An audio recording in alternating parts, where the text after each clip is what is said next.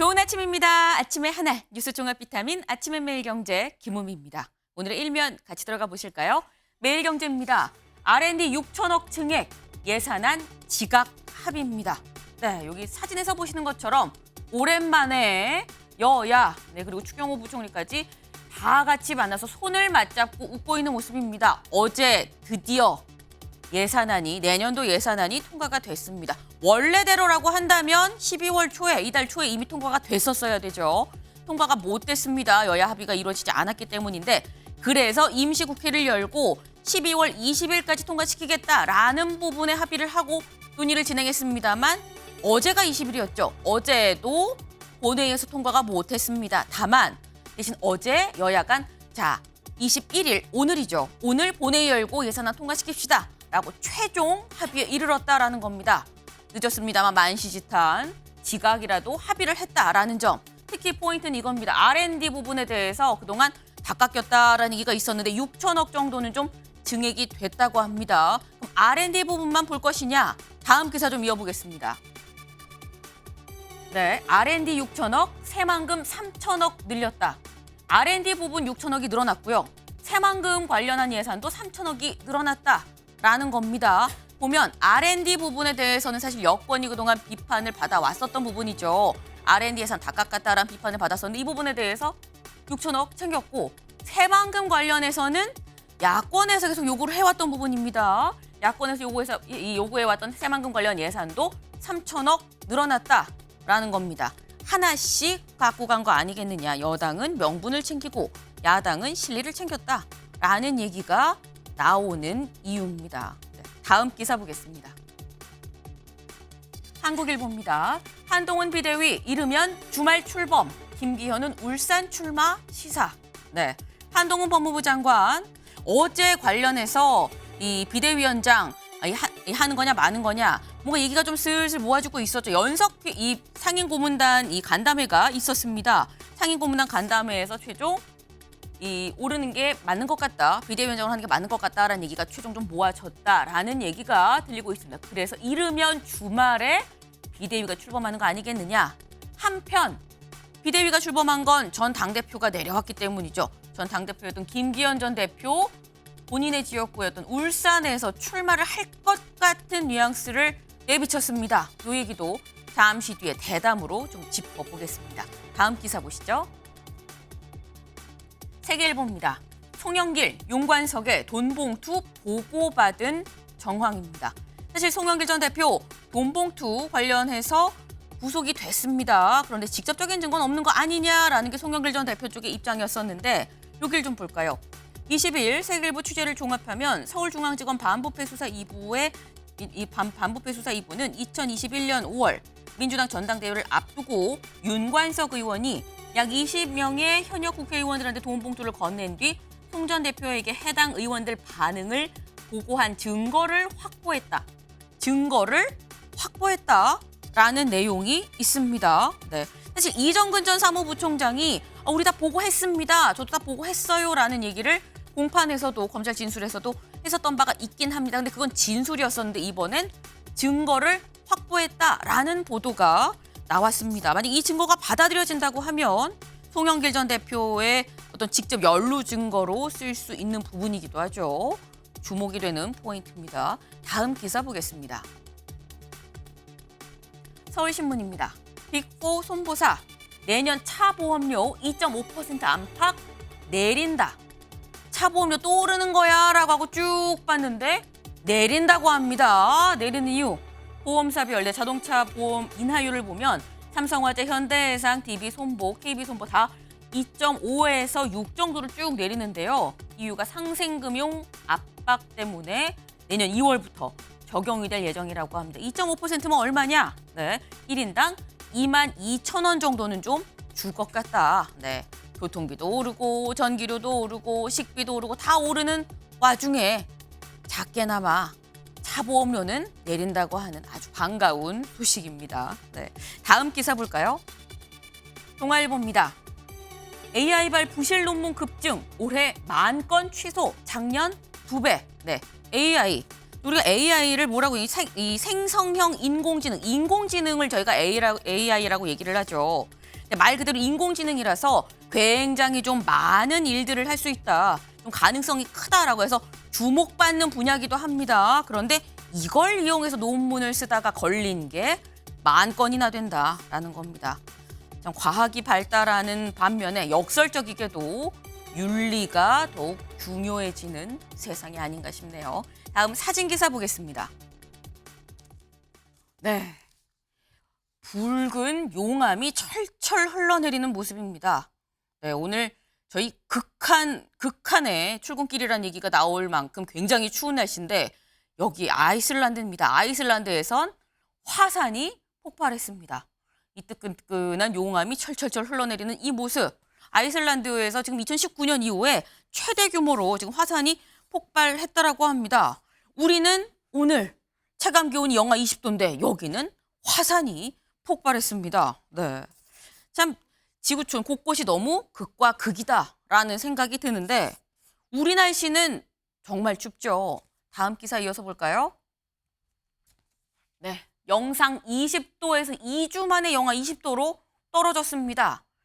차이가 40도죠. 40도나 차이가 나는 요즘 날씨. 근데 이런 날씨가 또 온다라는 겁니다. 오늘만 극한으로 추운 게 아니라 이렇게 너를 뛰는 날씨가 또 올 수 있다는 건데 이걸 좀 보겠습니다. 네. 기상청 관계자는 짧은 기간의 기온이 40도씩 널뛰는 건 전례를 찾기가 어렵다라고 얘기했습니다. 문제는 이런 극한 날씨가 올겨울에 반복될 가능성이 크다는 점이다. 올해 기상이변은 태평양 감시구역의 해수면 온도가 올라가는 엘니뇨 현상과 관련이 깊다. 네, 엘니뇨 현상. 결국 기상이변, 기상이후이라는 거죠. 네, 사람들이 만든 기상이변이라는 겁니다. 네. 누누이 말씀을 드립니다만 이미 턱 밑에 찼습니다. 코끝에 와 있고요. 네, 더는 진행이 돼선 안 되지 않을까 하는 안타까움이 있네요. 네, 아침의 매일경제 뉴스 종합 비타민. 네, 언제나처럼 TV로 보시다가요. 궁금한 점도 유튜브 댓글 남겨주시면 제가 같이 얘기를 좀 해보겠습니다. 오늘 함께해 주실 분들 소개합니다. 안녕하세요. 안녕하세요. 반갑습니다. 네, 첫 번째 키워드 독해졌다. 누가 왜 독해진 걸까요? 보겠습니다. 여원로들 이순신 아껴 쓰면 안 돼. 국힘 주말께 한동훈 추대 가다. 네, 어제 아까 말씀드렸죠. 상임 고문들이 다 만났습니다. 만나서 한동훈 비대위원장 어떨까라고 논의를 했는데 이런 얘기가 나왔다고 합니다. 이순신 아껴 쓰면 안 된다. 이 얘기 들어보고 오실까요? 이순신 장군은 배 12척이 남았다 해가지고 그걸 이끌고 임진왜란에서 승리를 했잖아요. 지금 우리 국민의힘 당의 상황이 배 12척이 남아있는 상황과 같아. 이 선거가 몇 달 남지 않는 이 시기에는 배 12척을 한동훈에게 맡겨보자라는 그러한 식의 종지가 되게 모아졌어요. 반대하는 사람은 거의 없었어요. 한동훈 의원님을 반대한다고 말씀하신 원로분들도 계시던데 안에서 좀 어떤 의견을 많이 들으셨을까요? 오늘 사실상 의견 수렴 과정은 마무리할까 합니다. 그래서 이제 의견 수렴 과정은 마쳤고 제가 여러 가지 고민과 또 숙고를 통해서 제가 판단하겠습니다. 여러분들이 상상하시면은 충분히 언제쯤 하겠구나 이런 생각하실 수 있을 겁니다. 길지 않은 시간 안에 정리하겠다. 네, 지금 이순신을 아껴 쓰면 안 된다는 얘기도 있었고요. 그 뒤에 이어서 윤재옥 대표 대행이 얘기하기를 이제 의견 수렴은 좀 마무리를 하려고 한다. 주말쯤 뭔가 나올 것 같다라는 뉘앙스로 지금 얘기를 마쳤습니다. 네, 그래서 국힘 주말께 한동훈 법무부 장관 비대위원장으로 추대하는 거 아니겠느냐라는 이런 기사가 지금 같이 나오고 있는 건데 근데 다음 기사를 좀 볼까요? 비대위원장 한동훈 이르면 내일 뜬다. 내일. 여원로들도 추대 지지. 내일은 주말이 아니죠. 내일은 금요일입니다. 근데 아까 주말께라는 얘기도 있었고요. 여기는 이르면 내일 뜬다. 금요일은 당장 내일 뜰 수도 있다라는 겁니다. 이거는 신재호 의원님 어떻게 되는 겁니까? 그 당 상임 고문들은요. 네. 당의 원로들입니다. 연세가 지긋하신 분들이고요. 정치 활동을 하다가 정계에서 사실상 은퇴한 분들입니다. 그분들이 뭐 누구를 의식해갖고 쓴소리 못하고 하는 분들은 아니잖아요. 네. 얼마든지 자유롭게 자신의 의견을 개진할 수 있는 그런 분들인데 저렇게 중지가 모아졌다. 저는 거의 어제 그 상임 고문단 회의가 네. 활용 점정이었다. 그러니까 한동훈을 비대위원장으로 할 것인가 말 것인가 거의 그 마침표를 찍은 그런 게 아닌가 이렇게 보여집니다. 네. 마침표를 찍었다라고 말씀을 하셨어요. 실제로 약간 뭐 전체 중지는 결국 한동훈 비대위원장으로 간다라는 얘기가 고문회의, 이 상임고문단 간담회가 있기 전부터 쭉 이어져 왔었던 흐름이긴 한데 근데 정광재 대변인님. 네. 이르면 내일이란 얘기는 당장 오늘 예산안 처리를 하고 바로 이 상황이 쭉 진행이 돼서 내일 당장도 바로 추대할 수 있다라는 얘기가 나오거든요. 내일입니까? 주말입니까? 언제입니까? 국민의힘 의사결정 구조를 보면요. 네. 최고위원회의에서 이제 결정을 해야 되는데 네. 오늘 마침 9시로 최고위원회의가 예정이 돼 있습니다. 통상적인 절차를 과거의 경우에 보면 이제 어떤 안건을 상정을 하게 되면 최고위에서 논의를 하고 거기서 의결을 하게 되는데 여기서 이르면 내일 출범한다고 한 쪽은 아마 오늘 최고위에서 의결해서 내일 비대위 체제가 정식으로 완성되는 것 아니냐라고 네. 얘기를 한 것 같고요. 이게 실무적인 과정을 조금 더 거친다면 이제 토요일이 되는 거고 그래서 제가 생각하기엔 이건 시간의 문제인데 오늘과 뭐 내일 아니면 토요일 이런 문제는 중요한 것이 아니라 사실상 한동훈 비대위 체제가 현실화됐다. 이 현실화된 한동훈 비대위 체제 내에서 어떻게 당을 혁신하고 쇄신해서 내년 총선의 승기를 잡을 수 있을 것인가 이 부분에 방점을 두고 상황을 지켜보시면 좋을 것 같다는 생각을 하고 있습니다. 네. 지금 이 국민의힘 내부에서 어떤 의사 절차, 이 의사가 결정되는 과정이 있지 않겠느냐. 최고위가 일단 열리고 거기에서 좀 되고 난 다음에 추후 전국위까지 좀 열리는 그 과정들이 좀 필요하다 말씀하셨는데 한동훈 장관 입장에서도 보면 현재 법무부 장관입니다. 근데 그러면 신장현 의원님, 네. 사실 한동훈 장관 입장에서는 장관직을 또 내려놔야지 그 다음에 뭐 입당을 하고 비대위원장 추인으로 받을 수 있는 거거든요. 예. 한동훈 장관 오늘 예산안이 끝나고 바로 내려놓는 거 아니야라는 시각도 있긴 있습니다. 어떻게 보세요? 뭐 가장 빠르게 내려갈 수 있는 절차들은 이미 준비가 된 것 같아요. 사실 뭐 시기의 문제는 아니라고 얘기하셨지만 저도 동의하고요. 다만 이제 국민의힘의 비대위원장이라는 자리가 무슨 일을 해야 되는 자리입니까? 지금 이제 절체절명의 위기에 빠진 국민의힘을 끌어내야 되는 자리 아닙니까? 네. 과연 한동훈 장관이 비대위원장 자리에 오르기 이전에 국민의힘이 어떤 수렁에 빠져 있는지를 제대로 파악하고 있는지부터가 좀 궁금해요. 지금 국민의힘의 가장 큰 문제, 국민들이 바라봤을 때 국민의힘을 신뢰할 수 없다라고 말하는 것은요. 사실은 당정 일체주의, 다시 말하면 수직적 당정 관계로부터 시작된 거예요. 여당으로서의 역할을 제대로 할 수 없는 구조적 문제 때문에 이 국힘에 대해서 비토를 하시는 겁니다, 국민들이. 그런데 한 장관이 뭐 빠르게 내려와서 빠르게 일을 수습할 수 있으려면은 가장 중요한 건 스스로가 답을 해줘야 되는 겁니다. 윤심 100%의 비대위 자리를 가게 되는 거예요. 그 자리에 갔을 때 과연 윤 대통령에게, 대통령실에게 과연 바른 말, 쓴소리 할 수 있느냐라는 거예요.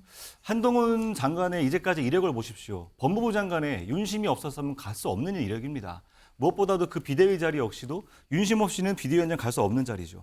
그런 면에서 한동훈 장관 스스로가 비대위원장으로서 뭘 해야 되는가, 그리고 거기에서 어떤 발언을 해야 되는가, 어떤 역할을 해야 되는가, 이거에 대한 스스로에 대한 정의를 내려놓지 못하면요. 앞으로의 4개월 총선 전까지 윤심의 그냥 아바타로서의 역할만 하고 결국 버려질 확률도 매우 높아집니다. 그런 거에 대해서는 저도 좀 우려가 됩니다.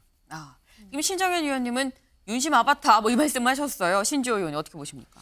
근데 왜 우려를 하시는지 모르겠어요. 그러니까 민주당은 즐기면 되는 거 아닙니까? 한동훈이 나와가지고 저당이 제대로 안 될 것이다. 네. 윤석열 대통령의 마지막 승부수도 그냥 안 통하지도 않고 엉망진창이 된다. 그럼 민주당은 즐기시면 되고 민주당 내에서 지금 한나땡이라는 얘기가 나오고 있습니다. 한동훈이 나와주면 땡큐다. 비대위원장 맡아주면 땡큐다. 네. 뭐 정청래 최고위원, 장경태 최고위원 뭐 이거 민주당 지도부에서 그렇게 얘기하는데 저는 한나 땡땡이라고 하겠습니다. 땡땡. 예, 한동훈 나오면 땡큐다라고 하는 민주당 구성원들에게 제가 땡큐라고 얘기를 하겠습니다. 그러니까 네. 그런데 그렇게 그 예상을 하고 예측을 했는데 네. 지금 뭐 옆에서 우려를 해주셨어요. 민주당 소속인데. 근데 그게 그렇게 우려했던 거랑 전혀 다른 모습이 연출된다. 그 가능성이 있거든요. 그러니까 정치는 뭐 우리가 흔히 가능성의 예술이다 이런 표현을 하는데 그냥 윤 대통령의 아바타일 것 같은 한동훈 비대위원장이 그런 것과는 다른 모습을 좀 보인다. 당의 주도성을 오히려 네. 더 이전보다도 더 적극적으로 발휘를 한다. 이런 모습이 나오면 저는 한나 땡땡. 그래서 그렇게 얘기를 하겠습니다. 네. 한나땡이라는 말이가 민주당에서 나오는데 나는 한나땡땡이다라고 받아치셨어요. 네. 사실 아직 비대위원장이 되지 않았습니다. 그렇기 때문에 앞으로 상황이 어떻게 펼쳐질지 알 수 없는 얘기지만 뭐 이런 얘기들이 여야에서 같이 있는 부분만은 좀 분명해 보인다라는 건데 어쨌거나 한동훈 비대위원장에 대해서 원래 연석회의 때까지만 해도 반대 여론도 좀 사실 만만치 않았었습니다. 그런데 한동훈 장관이 직접 본인이 새로운 길을 얘기를 하면서 뭔가 다 같이 그래 한동훈 비대위원장으로 가야겠다라는 기류가 좀 쫙 만들어졌죠. 그게 결국 이 한동훈 장관이 입을 열면서 이 기류가 만들어졌다라고 볼 수 있는 건데 어제 그 이후에 그 기류가 만들어지고 난 다음에 어제 한동훈 장관이 또 국회에 왔습니다. 왔는데 이번엔 말을 하지 않았어요. 또 달라진 한동훈 장관의 모습 보고 오실까요? 잠깐 오늘은 말씀을 아끼시는 이유가 있을까요? 제가 말을 너무 많이 하고 있지 않습니까? 특검법 제가 준비하면 받으실 어제 수 제가 있을까요? 드린 말씀에서 뭐 특별하게 뭐 해석의 여지가 있는 건 없어 보입니다. 모든 길이 처음이면 길 아니라고 하신 게 사실상 비대위원장 수락이라고 보면 될까요? 올라갈게요. 어제 제가 충분히 아니 특검법 수용하되 총선 이후에 한다는 게 대안으로 거론되고 있는데 제가 어제 걸려가지고 말씀을 안 하시는 이유가 여러 해석이 나올 것 같아서 여쭤보는 겁니다. 제가 충분히 말씀드렸다고 생각합니다. 네. 사실 한동훈 장관이 처음에 굉장히 뭐 기자들 질의응답에 적극적으로 임하던 사람이었었는데 일정에서도 말을 아끼고요. 일정을 취소하기도 했었고요. 그러다가 등장해서 지난 19일 법사위 들어가기 전에 기자들 질문에 다 답변을 했습니다. 여기에서 이제 새로운 길도 나왔고요. 나는 맹종하지 않는다라는 얘기도 여기서 다 나왔습니다. 그런데 그리고 바로 이튿날인 어제는 방금 보신 것처럼 제가 이미 다 충분히 말씀을 드렸습니다. 라면서 제가 굉장히 많은 말을 했어요. 라고 얘기하면서 그냥 올라갔습니다. 장현주 변호사님. 네. 이유가 뭘까요? 이제 정말 정치에 입문하실 준비를 하고 있다라고 봐야 될 것 같습니다. 네. 특히 이제 한동훈 장관의 그동안 여러 가지 말들에 대해서 또 많은 국민들께서 동의하시는 분들도 계시겠지만 또 동의하지 않으시는 국민들도 많이 계셨을 텐데요. 어제 얘기 중에서 자신이 말을 많이 하고 있다라는 말에 대해서는 모든 국민들이 동의하실 것 같습니다. 정말 그동안 많은 말씀을 해오셨고 이제 앞으로 그 말씀들이 본인을 향해 돌아올 수 있다라는 것, 그게 바로 여의도 정치권이라는 것을 다시 한번 깨달으신 것 같거든요. 그렇기 때문에 정말 이제 비대위원장으로 출범하시기 직전에 몸을 푸는 과정에서 말 실수를 줄여야겠다라는 결심도 하신 게 아닌가라는 생각이 듭니다. 근데 저는 이런 모든 논의의 과정의 대전제에서 아까도 이제 서두에 나왔지만 한동훈 장관이 장관직을 사퇴해야 이 비대위원장을 수락할 수 있는 거 아니겠습니까? 네. 그런데 지금도 장관직이고 국무위원입니다. 법무부 장관직에 있으면서 집권 여당의 비대위원장으로 계속해서 거론되고 뭐 회의상의 이야기가 나오고 저는 이것 자체가 좀 부적절해 보이거든요. 국민들 보시기에는 법무부 장관은 결국 정치적 중립을 유지해야 되는 것이고 지금 국민의 피 같은 세금으로 법무부 장관직을 유지하시면서 활동을 하고 계신 거 아니겠습니까? 하루라도 빨리 장관직에 사퇴하시고 비대위원장 후보에 거론되시는 것이 국민에 대한 도리가 아닌가 생각합니다. 네. 근데 지금 이 정치권에서는 결국 말이 부메랑이 돼서 오다 보니까 이제 정치권은 본격 진입하기 전에 좀 말을 아끼는 그런 과정을 갖는 게 아니겠느냐라는 말씀을 하셨는데 근데 약간 심경의 변화를 또 유추해 볼 수 있는 그런 부분이 어제 제가 그동안 말을 너무 많이 하지 않았습니까라는 말 말고 이 말도 했습니다. 이 말을 좀 들어보고 오실까요? 마음이 좀 독해져가지고 처음에는 막 부담되어 얘기해줬는데 이제는 안 그럴 수 있을 것 같아요. 고맙습니다. 네. 마음이 좀 독해졌다라고 얘기를 했습니다. 처음엔 막 부담이 돼서 얘기를 했는데 이젠 안 그러겠다라고 얘기를 했어요. 근데 정광재 대변인. 네. 사람이 보통 독해질 때는 네. 뭔가 힘든 일을 겪고 난 다음에 이겨내야지라는 어떤 극복의 마음으로 이른바 도끼라는 걸 품고 독해지는 거거든요. 네. 한동훈 장관은 뭐가 있었던 겁니까? 일단 뭐 말을 많이 하셨다라는 평가를 하셨는데 네. 말을 많이 했다기보다는 필요한 말을 한 거죠. 민주당이 윤석열 정부와 또 한동훈 법무부 장관에 대한 여러 가지 뭐 다양한 의혹들 이런 것들을 제기하는데 어떻게 대답하지 않고 넘어갈 수 있었겠습니까? 또 하나 자신이 좀 독해졌다 이렇게 평가를 했는데요. 네. 새로운 결심을 하는데 독한 마음을 가지지 않고는 새로운 길을 떠날 수가 없습니다. 특히 이 정치라는 한동훈 법무부 장관이 그동안 경험해보지 않은 새로운 영역에 도전하면서 저런 마음가짐 없다면 어떻게 정치를 할 수 있겠습니까? 라는 생각을 해보고요. 저의 경우를 보더라도 정치를 새로 하는 과정에서 제가 정말 소명의식을 갖고 지역 네. 발전을 위해서 독한 마음 갖고 있지 않으면 이 엄동설안에 나서서 여러 유권자들 만날 그런 생각을 할 수가 없습니다. 저는 마음이 좀 독해졌다는 표현은 네. 한동훈 법무장관이 앞으로 헤쳐나갈 과정, 그 역경들이 그만큼 많다는 뜻으로도 해석할 수 있을 것 같고요. 그 과정에서 자신이 정말 자기에게 주어진 역사적 소명을 가지고 자신의 임무를 수행해 나가겠다라는 네. 어떤 의지의 표현을 담았다고 생각하고 있습니다. 새로운 길을 걸어가기 위해서 도끼를 품지 않고 쉽게 걸어갈 수 없는 길 아니겠느냐. 그래서 독해졌다라는 표현이 나온 것 같다라는 말씀을 지금 하셨는데 일단 뭐 한동훈 장관 앞으로 입을 열든 열지 않든 일단 비대위원장으로 이 올라서는 부분은 좀 확실해 보입니다. 이제 뭐 시간의 문제다라고 볼 수 있을 것 같은데 다음 기사를 좀 볼까요? 윤심 실린 미래 권력 구원투수로 차별화 공식 깬 재신임 카드. 네. 한동훈 비대위원장이 사실상 공식화됐다라는 전제로 지금 나온 기사입니다. 네.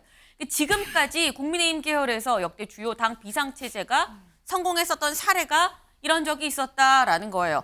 1996년에 김영삼 대통령 때 이회창 선대위원장이 있었고요. 신한국당 때. 2012년에 이명박 대통령 때 박근혜 비대위원장이 있었다. 새누리당 때.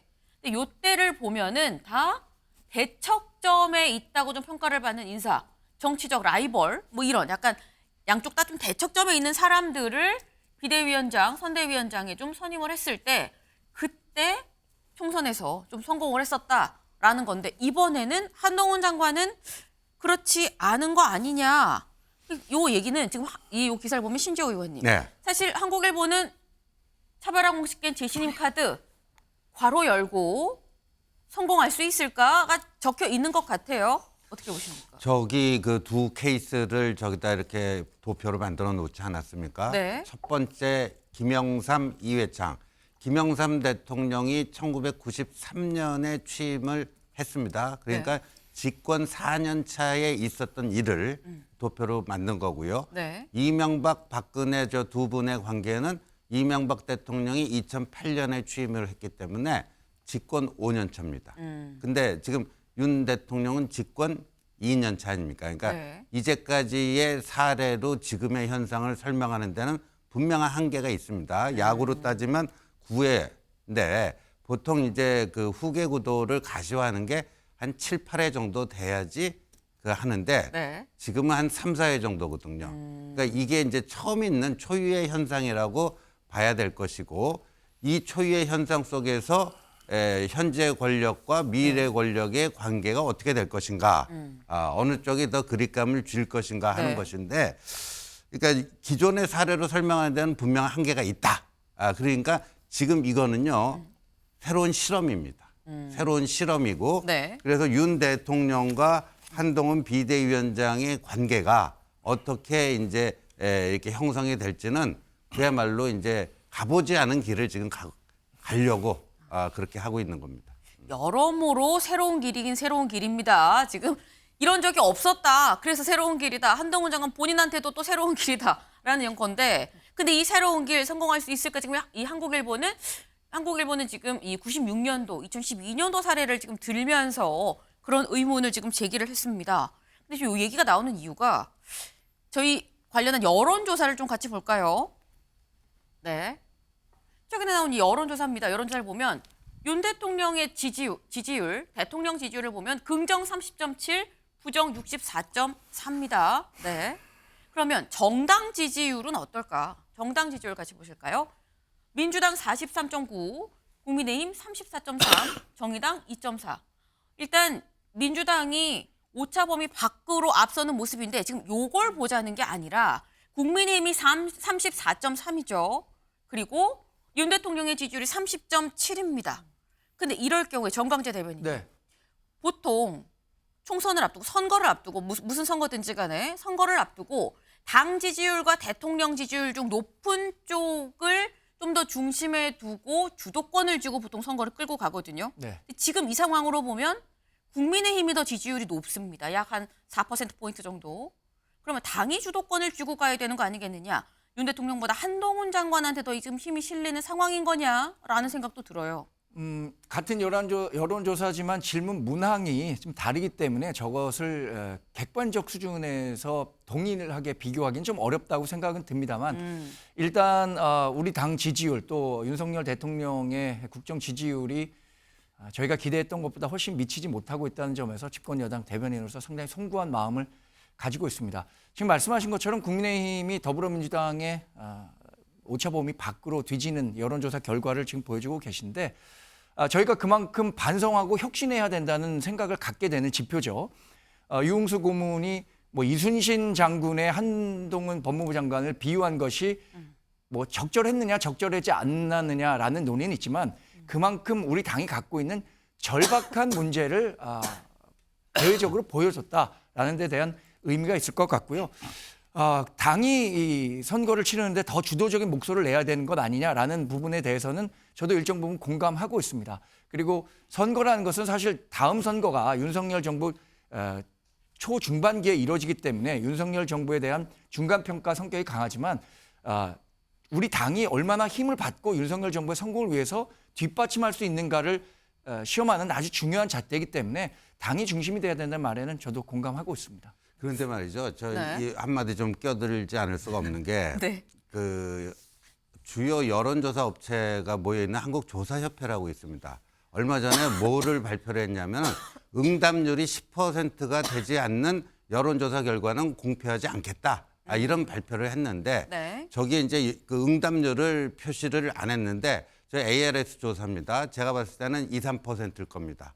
2, 3%일 거라고 보는데 그러니까 그 응답률이라는 게 전화를 걸어갖고 전화를 받은 사람 중에 몇 명이 응답을 했는가. 전화를 아예 안 받은 사람은 카운트도 안 합니다. 그래서 지금 선진국에서는 저런 식의 응답률 2, 3%짜리 여론조사는 취급을 안 합니다. 그러니까 우리 MBN도 공정과 신뢰를 모토로 하고 있는 이런 네. 방송사 아니겠습니까? 알겠습니다. 일단 참고로 말씀드리면 이 여론조사는 응답률이 6.4%라는 점도 같이 좀 말씀을 드립니다. 네. 그러니까 이 여론조사를 좀 믿을 수 있는 여론조사냐라는 게 지금 대체적인 여권의 반응이신 것 같아요. 근데 당이 주도하는 선거다라는 점에서 아까 공감한다라고 정광재 대변인 말씀하셨는데 신장현 위원님. 네. 근데 그렇다고 한다면 당이 주도를 하게 되면 당과 이른바 용산 대통령실과 어느 정도의 약간 갈등이 있을 수도 있는 포인트가 생기거든요. 그렇게 되면 어떻게 보십니까? 그걸 사실 국민들은 기대할 텐데 앞서서도 얘기했지만 김기현 당대표가 어떻게 선출됐습니까? 100% 윤심이라고 다들 국민들 다 알고 있습니다. 지금의 한동훈 장관의 어떤 비대위원장으로 낙점되는 과정에서 윤심 저는 100%라고 생각해요. 그렇게 비대위원장이 돼서 사실상 당권을 쥐는 과정에서 국민의힘과 과연 윤석열 정부 간의 이견이라는 게 존재할 수 있을까요? 예, 저는 단순히 지지율로만 볼 수 없는 앞서서 말했지만 되게 특별한 상황이에요. 특수한 상황이고요. 다만 여기에서 꼭 제가 말씀드리고 싶은 것은 윤석열 정부처럼 정권 초반에 이렇게 지지율이 낮은 정권이 있었느냐라는 거예요. 앞서서 김영삼 정권, 그 후에 이명박 정권도 초기에는 지지율이 지금보다 높았죠. 그런 상황에서 지금과 같이 정권 초기에 낮은 지지율로 시작한 정권이 있었던가. 그래서 이런 특수한 상황들이 국힘에서는 존재할 수밖에 없는 것이고, 그럼에도 불구하고 뭔가 차별화를 위한 새로운 인물이 아니라 한동훈이라는 윤석열 대통령의 또 다른 복심, 아바타라고 보일 수 있는 사람을 그 자리에 세웠다라는 것은요, 바뀔 생각이 별로 없다라는 것으로밖에 국민들에게 보이지 않을 것 같습니다. 네. 지금 일단 우려된다라는 취지의 말씀을 아까에 이어서 좀 같이 말씀을 주셨는데, 아까 저희가 이제 한국일보에서 비교를 한 거는 이회창 전 총재 그리고 박근혜 당시 비대위원장 두 사람의 사례를 같이 놓고 좀 비교를 했습니다. 그런데 이 사람은 황교안 전 대표랑 좀 비슷한 거 아니냐라는 얘기를 합니다. 그 목소리 들어보고 오시죠. 한동훈 장관이 공교롭게 너무 지금 포지션에서, 그러니까 1년 전 시점으로 황교안 대표랑 너무 닮았다. 선거 경험이 없다는 건 무시무시한 겁니다. 네. 제가 그때 합당에서 최고위원으로 황교안 대표님 모셔봤지만 진짜 인품도 좋으시고 다 좋은데 네. 선거에 대해 가지고 너무 좀 몰랐구나. 우유부단하셨어요. 사실 그 한동훈 장관도 오늘 제가 놀랐던 게 뭐 어제 그런 약간 좀 논란스러운 답변이 있은 다음에 네. 오늘 기자 질문을 이제 안 받으려고 한다는 거예요. 네, 이준석 전 대표입니다. 이준석 전 대표가 황교안 전 대표랑 한동훈 법무부 장관이랑 너무 겹치는 거 아니냐. 그래서 우려가 된다. 왜냐하면 황교안 전 대표가 실패했기 때문에 똑같이 실패하는 거 아니겠느냐라는 취지로 지금 얘기를 했어요. 장현주 변호사님. 네. 한동훈 장관과 황교안 전 대표 닮은 꼴이라고 보십니까? 닮은 점 분명히 존재하죠. 마치 평행 이론 같기도 합니다. 국민들 보시기에는 황교안 전 대표의 어떤 이력들 그리고 정치 역정들을 봤을 때 사실 한동훈 장관과 겹치는 점 많다라고 생각하실 텐데요. 특히 황교안 전 대표도 박근혜 정부 시절에 법무부 장관도 거쳤고 그리고 국무총리도 거쳤습니다. 그 이후 이제 전신이었던 미래통합당이었죠. 그 자유한국당 미래통합당의 당대표로 이제 화려하게 정치권에 오시면서 많은 주목을 받았던 것도 분명하고 당시에는 거의 보수의 황태자의 느낌도 분명히 있었습니다. 그리고 차기 대권 주자로서도 굉장히 큰 존재감이 있었던 분이었다는 것 다들 기억하실 겁니다. 그러나 그 이후에 황교안 전 대표의 행보에 대해서는 많은 국민들이 다 기억을 하실 것으로 생각이 드는데요. 그렇기 때문에 한동훈 장관도 지금 비대위원장으로 들어와서 어떤 행보를 하느냐에 따라서 황교안 전 대표의 그런 길을 따라갈 가능성도 있다라는 것이 또 정치권의 많은 분석인 것도 사실입니다. 그렇게 보는 것들 중에 하나가 지금 계속 이야기가 나오는 것이 당정 간의 수직적인 관계를 극복할 수 있을 것이냐 이 부분인 것인데 사실 저는 수평적인 관계는 기대하지도 않고요. 앞으로 어쩌면 더 종속적인 관계가 될 수도 있겠다라는 생각마저도 듭니다.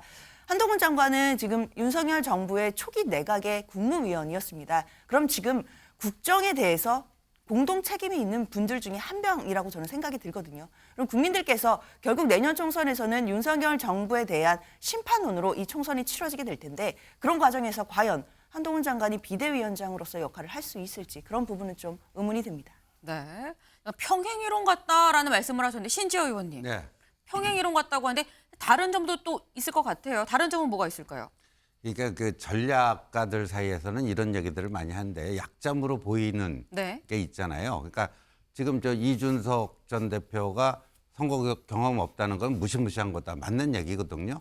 근데 그 약점으로 보였던 게 약점이 아니라 오히려 강점으로 전환됐을 때는요. 약점이라고 비난하고 우려했던 사람들이 거의 속수무책으로 당할 수밖에 없습니다. 그러니까 한동훈 비대위가 어떤 모습을 보일까? 아까 제가 초유의 정치 실험이라고 말씀을 드렸는데 네.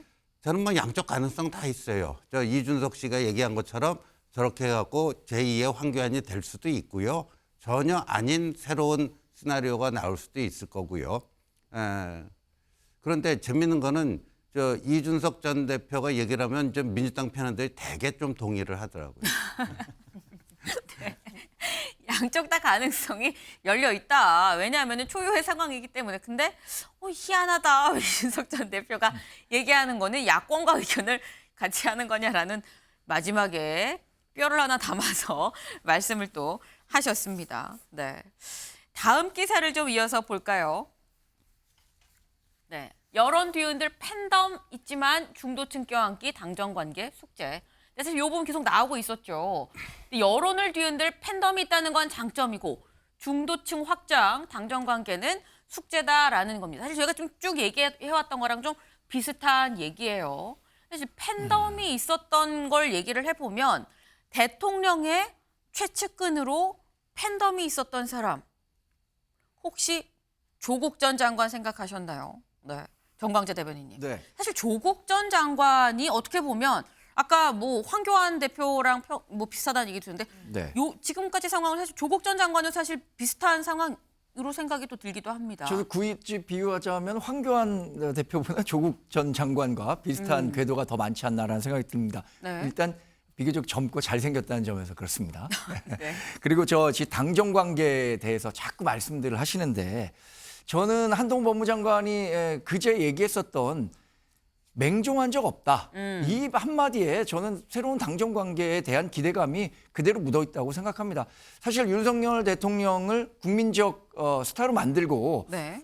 지금의 대통령 자리까지 있게 한 결정적 시점은 그 국회 청문회 과정에서 나는 누구에게 사람에게 충성한 적 없고 이런 얘기를 하면서 강단 있는 검사구나라는 인식을 심어주면서 네. 지금의 자리에까지 올랐다고 생각하는데 저는 한동훈 법무장관이 맹종한 적 없다라는 워딩 하나에서 새로운 당정 관계가 아까 신지호 의원님은 이제 그동안 가보지 않은 길에 대한 선택을 했다고 했잖아요.